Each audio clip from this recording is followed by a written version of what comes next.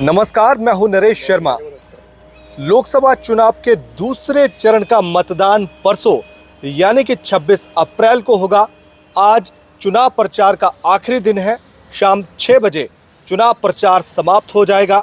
Jammu Reasi Lok Sabha seat की अगर बात करें तो इस सीट पर 22 उम्मीदवार मुकाबले में हैं, लेकिन मुख्य मुकाबला भारतीय जनता पार्टी और कांग्रेस के बीच में है। भारतीय जनता पार्टी की तरफ से जुगल किशोर शर्मा एक बार फिर से उम्मीदवार बनाए गए हैं, वहीं कांग्रेस के रमन भल्ला भी एक बार फिर से उम्मीदवार कांग्रेस के बने हैं और दोनों के बीच में मुख्य मुकाबला होगा। इस सीट पर करीब 18 लाख मतदाता हैं और ये 18 लाख के करीब जो मतदाता हैं ये इन दो उम्मीदवारों के राजनीतिक भाग्य का फैसला परसों ईवीएम में बंद कर देंगे। हमारे साथ बातचीत करने के लिए दो वरिष्ठ साथी हमारे साथ मौजूद हैं। पवन शर्मा, ललित खजूरिया जी, जम्मू संवाद के एडिटर। सबसे पहले मैं पवन जी के पास जाऊंगा।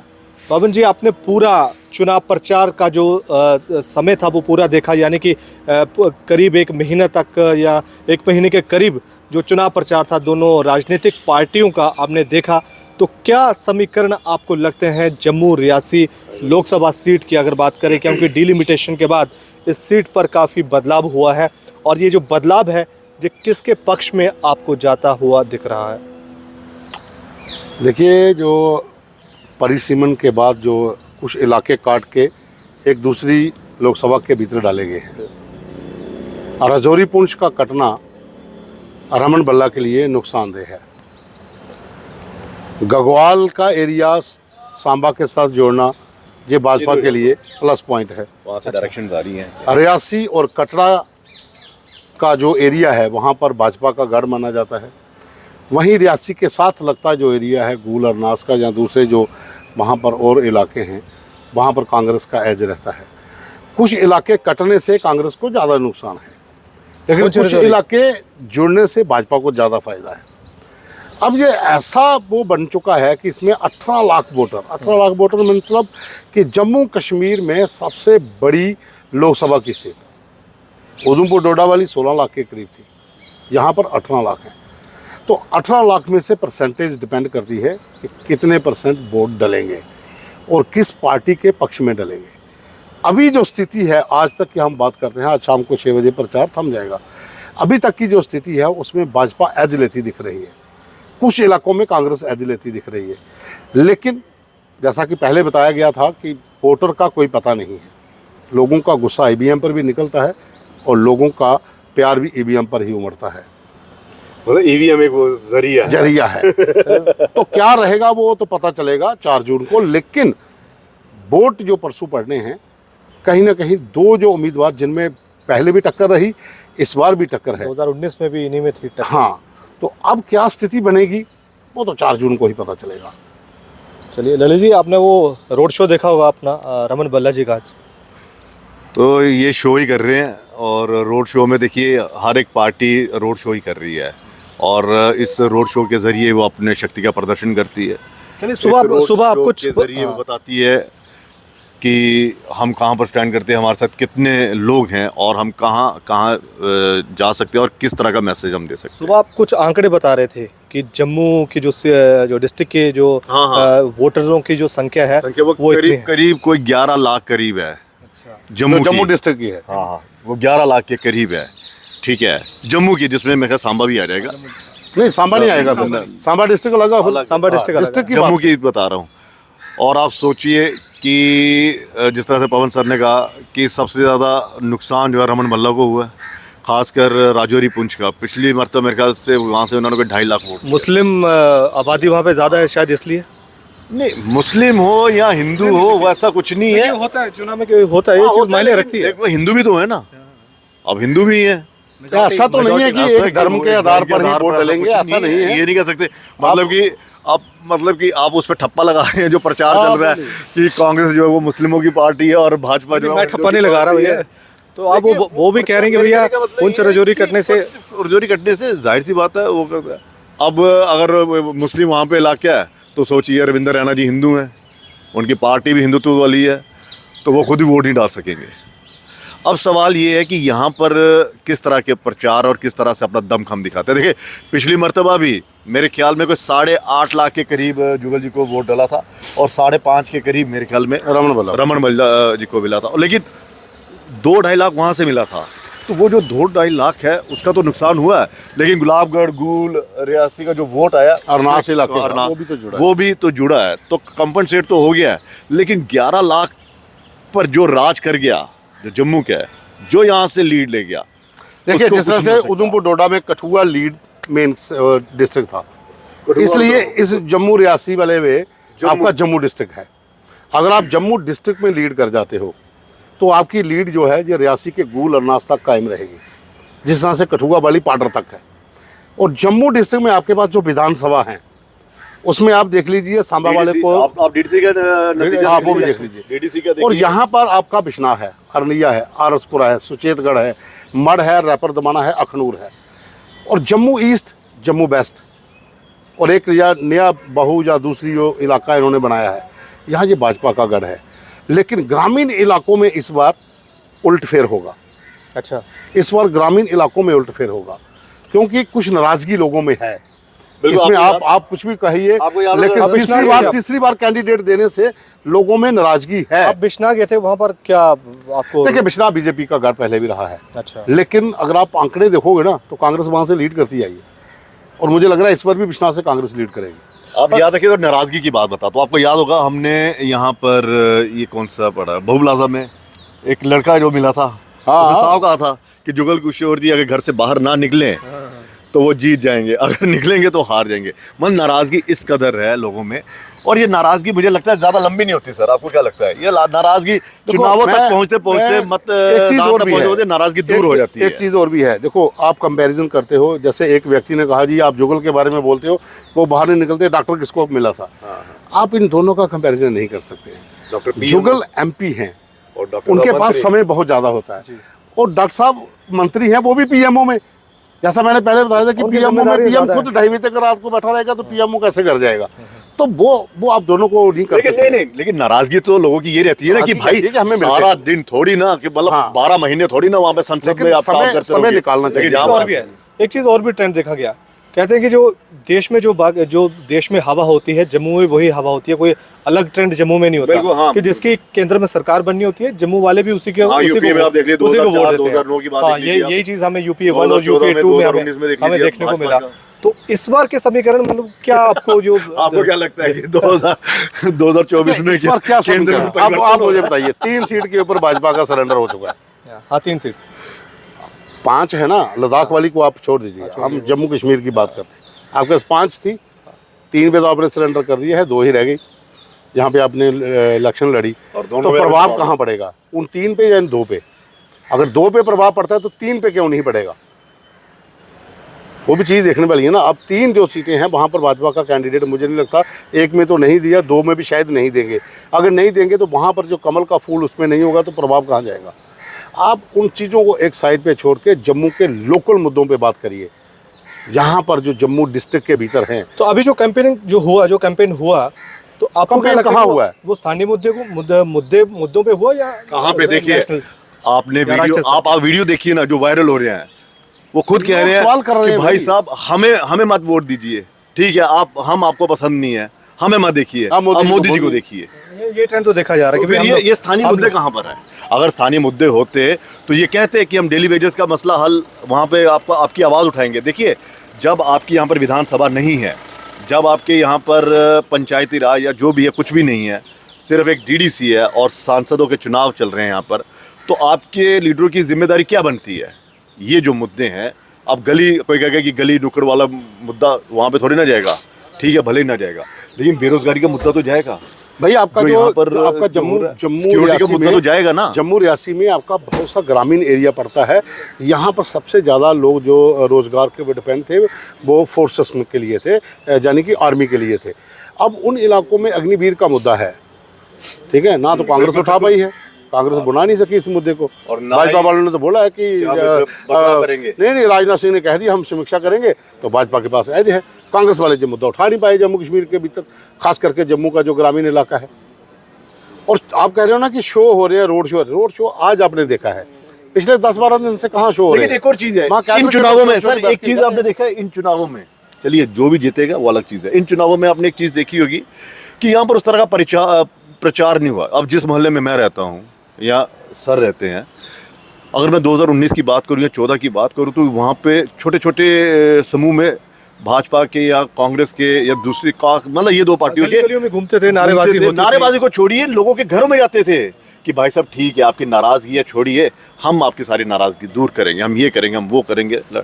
इस बार कुछ है ही नहीं। थोड़ा फीकापन जरूर इस बार देखा ऐसा गया। लग रहा है कि उनको लग रहा है कि हमें आने की जरूरत ही नहीं है, लोगों ने वोट डालने हैं। और कांग्रेस वाले कौन से आए? तो उनको पता हमें नहीं मिलने हैं। अभी देखिए, अभी ये देखिए ना, आप इसका यही मतलब निकाल सकते हो। बीजेपी कि भाजपा वाले इसलिए नहीं जा रहे कि उनको पता हमें मिल जाएंगे, कांग्रेस वाले इसलिए नहीं जा रहे उनको पता हमें मिलने नहीं। बीजेपी क्योंकि ये जो धारणा अंदर भीतर लीडरों के बनी हुई है ना, ये काफी नुकसानदेह साबित हो और सकती है। भाजपा की जो खास आप वोटर आपको वोट दे ना दे, जो बूथ में काम आप करते हैं, वोटर उनके को कार्यकर्ता। मोटिवेट करने के लिए उसके घर जाइए। अब आपको वोट मिले ना मिले, जरूरी नहीं कि अगर अंकुर शर्मा जहां बांसुरी लेकर खड़ा है एकम सनातन दल की ओर से, उसको वोट नहीं मिलेंगे, लेकिन उसकी अपील तो वोटर के पास है ना, जाता तो है ना, भाई आप मुझे वोट दो। उसको पता हो सकता मुझे नहीं दे, लेकिन घर से 5 वोट है, एक भी मिल जाएगा तो वो उसके लिए अचीवमेंट है। बीजेपी की अगर बात इस धारणा से बाहर निकलना पड़ेगा। प्रधानमंत्री नरेंद्र मोदी ने उधमपुर में रैली की थी और वो जॉइंट रैली की थी, जम्मू लोकसभा के लिए भी और सीट के लिए भी और उधमपुर के लिए भी। उसके बाद अमित शाह भी यहाँ पर आए। तो कांग्रेस में कहा जा रहा था कि राहुल गांधी या फिर प्रियंका गांधी आएंगे, लेकिन नहीं आए। भल्ला को उनका साथ नहीं मिला। तो सचिन यहाँ पे पायलट, हाँ, यहाँ पे सचिन आपके पायलट की सामने, रैली हुई। यहाँ पे 2-3 बार आपके लेकिन सामने हवा बनती है ना, देखो। और कहीं ना कहीं जो उम्मीदवार होता है, चर्चित चेहरे चाहिए। हाँ, जो वर्कर होते हैं पार्टियों के, उनका भी मनोबल बढ़ता है। बिल्कुल। अगर उनका कोई टॉप लेवल का कोई लीडर कोई आता है, रैली करता है, तो कहीं ना कहीं एक माहौल बनता मुझे है। ये बताइए, ये टॉप क्लास के आप लीडर की बात कर रहे हो, राहुल जी जो कहाँ पे अमेठी से कहाँ से लड़े थे कि नहीं, अमेठी से लड़े थे ना पिछली बार तो हाँ, अमेठी और वायनाड, हाँ 2 जगह हार गए थे ना। अमेठी से हार के तो वायनाड से तो वो वहीं पे ठीक है, वो वहीं पे कर रहे हैं प्रचार। यहाँ पे इसलिए नहीं आ रहे क्योंकि उनसे बड़े तो रमन बल्ला है। नहीं, पार्टी के चेहरे होते हैं। आप उनसे- पंडित जी कैसी बात कर रहे हो उनसे कि बड़े रमन बल्ला भाई- राहुल से बड़े नहीं है। ओहो सर, राहुल सुनिए, या प्रियंका गांधी, मैं उनकी ये बात नहीं बड़े कर रहा, चेहरे एक हैं चुनाव के लिए। कैडर का मनोबल बढ़ता है, कैडर का मनोबल बढ़ता है। पार्टी हाईकमान का आना बड़ा मैं कहने का मतलब नहीं समझे आप। समझ वो कह रही है कि जब जब ये यहाँ पर आते हैं ऐसा भाषण देकर जाते हैं कि सामने वाला जो उम्मीदवार है उसके तोते उड़ जाते हैं, ठीक है ना। मैं इस ऐसा चीज को नहीं भाषण मानता हूं। चलिए मैं अभी देखो, पार्टी नहीं। हाईकमान का आना कैंडिडेट के लिए और कैडर के लिए एक संजीवनी बूटी का काम चलिए मैं करता है। कैंडिडेट्स की बात करता हूँ निजी तौर पर, क्योंकि 2 कैंडिडेट्स हैं, वही रिपीट हुए हैं। बीजेपी ने भी अपना रिपीट किया जुगल किशोर को, और कांग्रेस ने भी रमन बल्ला को। क्या आपको लगता है कि पार्टी को लगता है कि ये सबसे बेहतर उम्मीदवार है, या उनके पास कोई ऑप्शन नहीं था?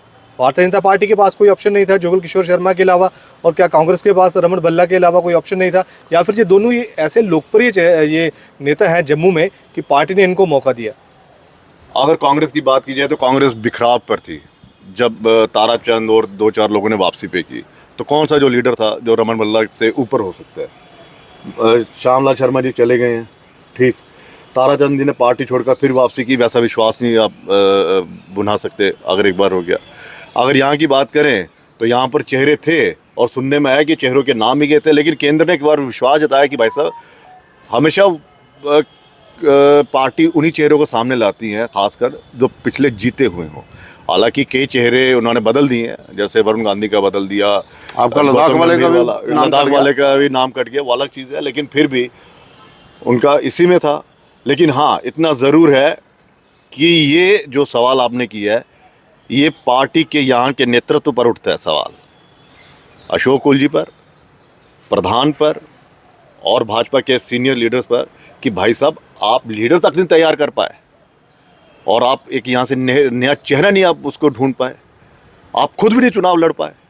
और तो और इन चुनावों में देखिए, भारतीय जनता पार्टी का, आप कह रहे हैं प्रचार थम जाएगा, भारतीय जनता पार्टी का प्रचार उसी समय थम गया जब भारतीय जनता पार्टी का प्रधान खुद की पार्टी को वोट नहीं कर पाया, मगर कर पाएगा 7 तारीख को। अनंतनाग सीट की तरफ आप अनंतनाग बात सीट कर की। रहे हैं। तो आप किस तरह से, किस मुंह से आप लोगों के बीच में जा रहे हैं, जाएंगे कि भाई साहब बीजेपी को आप जितवाइए, बीजेपी में इतनी मजबूत है। और भाई साहब लोग पूछेंगे अगर बीजेपी इतनी मजबूत है तो अनंतनाग में आपने घुटने क्यों टेक दिए? अनंतनाग में विभोद गुप्ता जी जो मेरे ख्याल MLC थे, MLC हाँ, वो तक अपना वोट नहीं डाल पा रहे हैं। तो आप लोगों के बीच में भारतीय जनता पार्टी को सशक्त बनाने की, मजबूत करने की बातें करते हैं, और आप खुद पार्टी को वहां पर इतना मजबूत नहीं कर पाएगी। एक लीडर आप वहां पर मैं इस पे एक थोड़ी सी बात करना चाहूँगा। जो आपने कैंडिडेट की बात की, भारतीय जनता पार्टी ने दोनों कैंडिडेट रिपीट किए। कांग्रेस ने एक नया चेहरा लाए, जो पार्टी छोड़ के गया था उसको वापस लाए, चौधरी लाल सिंह। वो चर्चित चेहरा था और वो सीट भी चर्चा में रही। अब जम्मू रियासी की सीट है, इसके ऊपर दोनों चेहरे पिछले चुनाव में भी थे, इस बार भी थे। अब कांग्रेस के पास चेहरे थे नए लड़कों को मौका देने का। अगर आपने पहले ही मन बना लिया कि हम नहीं जीत सकते, आपने ये सोचा कि रमन भल्ला टक्कर दे सकते हैं, जीत नहीं सकते, क्योंकि जिस तरह से आपका प्रचार जम्मू कश्मीर में जम्मू की सीट के ऊपर हो रहा है, जिस तरह से हाईकमान ने यहाँ पर किसी को नहीं भेजा, उन चेहरों को नहीं भेजा जो लोगों कैडर को मजबूती दे सकते थे, इट मीन्स कि आपने सरेंडर किया था। तो अगर सरेंडर ही करना था तो किसी और नए चेहरे को ले आते। आपके पास नए लड़के बहुत हैं। आपको लगता है कि और दूसरा भारतीय जनता पार्टी की बात कर रहा हूँ। भारतीय जनता पार्टी ने दोनों चेहरे रिपीट किए, उधर डॉक्टर जितेंद्र सिंह और इधर जुगल किशोर। मैं जुगल किशोर की अगर बात करूँ तो जुगल किशोर को तीसरी बार मैंडेट देने की भले ही लोगों के भीतर नाराजगी हो, लेकिन पार्टी हाईकमान ने जो सोच कर उनको टिकट दी थी कि जम्मू के भीतर भारतीय जनता पार्टी का जो लोकल नेतृत्व है, इनके पास 3-4 चेहरे थे ऐसे जिनको मौका मिल सकता था, और भी पैनल में नाम चल रहे थे, मौका मिल सकता था। उसमें हाल ही में भारतीय जनता पार्टी में आए श्यामलाल शर्मा अखनूर से थे, आपके पास सात शर्मा थे, आपके पास कविंदर गुप्ता थे, आपके पास बिजनौर से आए जो XMLA। इनसे बड़ा लीडर तो कोई भी नहीं है ना। किनसे बड़ा? जुगल से बड़ा नहीं, आप उससे उस कद के हिसाब से नहीं आप कह सकते हो। आप लीडर की बात करें कि मास्टर्स के बीच जुड़ा होना चाहिए, तो वो उन्होंने कोई डिसीजन लिया होगा, इस वजह से उन्होंने उनको टिकट दी। जुगल साहब ने देखिए उस वक्त यहाँ पर 25 विधायक जितवाए, जब कोई सोच नहीं सकता था ये अध्यक्ष थे, ठीक है। उससे पहले भी ये विधायक रहे, पार्टी के प्रदेश अध्यक्ष रहे, विधायक रहे, सांसद रहे। तो ये एक चेहरा है जिनकी आप बात कर रहे हैं। आपको क्या लगता है कि भारतीय जनता पार्टी श्यामलाल के ऊपर विश्वास करेगी जो मोदी से हार गए? कैसे करती? वो हार ही गए तो कैसे करती? अरे भाई, वो पार्टी भी तो आगे। चलिए अभी जो हारे हुए ने तो उसमें कैसे हारे हुए नहीं तो बहुत से लोग हैं जिनको टिकटें दी गई हैं। हारे हुए तो बहुत है, बहुत हारे हुए लोग हैं, उनको भी तो टिकटें दी गई। भाजपा के अंदर ही हैं, बाहर आप देखिए ना, भारतीय जनता पार्टी ने ऐसे सांसदों को टिकटें दी हैं जो कांग्रेस में हारे हुए थे। चलिए अभी यहाँ पर लाके उनको टिकट अभी उन पे चर्चा करने का कोई फायदा नहीं है जिनको टिकट नहीं मिला है। हाँ, नहीं, हम कह रहे हैं, हम वो नहीं कह रहे, हम ये कह रहे हैं कि अगर भारतीय जनता पार्टी नया कैंडिडेट लाती तो चर्चा और ज्यादा होती। अब तो बाहर यही हो रहा ना कि आपने रिपीट किया भाई। चलिए नहीं, दूसरा ये है सवाल, फिर वही है कि अगर आज चुनाव प्रचार खत्म हो रहा है और फिर डोर टू डोर होगा तो आप क्या कहेंगे? भारतीय मुझे तो ये लग रहा है कि प्रधान साहब जो हैं रविंद्र रैना साहब, ये किस मुंह से लोगों के बीच में जाएंगे कि आप भाजपा को वोट दीजिए, जबकि खुद दे ही नहीं पाएंगे। जब आप वो काम कर ही नहीं सकते तो आप कैसे कहेंगे कि ललिता तू ये काम कर? चलिए जम्मू वाली सीट पे तो कह सकते हैं ना, वो जब अनंतनाग में नहीं करेंगे, वहाँ नहीं करेंगे, यहाँ पे कर सकते हैं। यहाँ पे फिर वही ना, मतदान नहीं कर सकते, प्रचार तो कर सकते। देखिए तो मैं कह रहा हूँ, जब वो कह रहे मैं इतना अलायंस सवाल है, देखो अलायंस भी होते हैं पार्टियों के, तो कई बार मैंने पहले कहा था कि ये दूर की सोच है सर। सुनिए, और वो बार-बार सुनिए ये प्रधान भी कह रहे हैं ये अलायंस सुनिए, अघोषित अलायंस, अघोषित सुनिए, ये अलायंस ना, अघोषित ना, ये फिरकी वाली बात होती है। जब हाथ से कोई चीज छूट जाए, या फिर वही लोमड़ वाले अंगूर खट्टे थे, ये वाला वो चक्कर चल रहा है कि भाई साहब ऊपर से निर्देश आ गया। वरना अगर अलायंस होता, अगर सरेंडर ही करना था तो जब डॉक्टर साहब का चुनाव था उससे पहले कर देते, पता चल जाता कि क्या होता क्या नहीं होता। अब देखिए, ये जो आप सरेंडर की बात कर रहे हो, यहाँ पर जो खबरें आ रही हैं कि भारतीय जनता पार्टी राजौरी अनंतनाग वाली सीट के ऊपर जो अपनी पार्टी है उसको सपोर्ट करेगी, जो खबरें आ रही है। लेकिन मुश्ताक बुखारी जी कह रहे हैं, इस पर अलग से चर्चा करेंगे कि पीडीपी को आप, उनके बेटे कह रहे हैं कि इनका मानसिक। चलिए हमारी डिबेट की खिचड़ी बन जाएगी। इसके बाद कई सारे इशू हैं, उनको बाद में उस पर डिस्कस करेंगे। तो फिलहाल जम्मू रियासी सीट की हम बात कर रहे थे। परसों मतदान होगा और जो नतीजे हैं 4 जून को आएंगे। देखना दिलचस्प होगा कि कौन जीतता है, कौन हारता है। जम्मू में ले गया लीड, वो जीत गया। कैपिटल सिटी है जम्मू, और इस सीट पर भी नजरें हैं। फिलहाल इतना ही, धन्यवाद।